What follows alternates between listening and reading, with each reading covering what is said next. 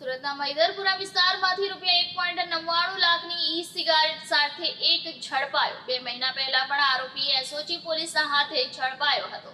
મૈદરપુરા વિસ્તારમાં યુનિક સ્ટોર્સની દુકાનમાં રેડ પાડી એસઓજી પોલીસે 1.99 લાખની પ્રતિબંધિત ઈ સિગારેટનો જથ્થો ઝડપી પાડ્યો હતો।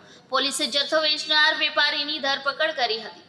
સુરત પોલીસ દ્વારા શહેરમાં no drugs in Surat city અભિયાન શરૂ કરવામાં આવ્યું છે, જે અંતર્ગત નશાનો વેપલો કરતા ઇસમોને ઝડપી પાડી કાર્યવાહી કરવામાં આવી રહી છે, જે અંતર્ગત એસઓજી પોલીસ પેટ્રોલિંગમાં હતી। ત્યારે બાતમીના આધારે મૈદરપુરાના રોવાડા ટેકરા પાસે આવેલી એસએસડીએન યુનિક સ્ટોર્સમાં રેડ કરી આરોપી વિજયકુમાર શ્રીચંદભાઈ દેવરાજાણીને પકડી પાડ્યો હતો।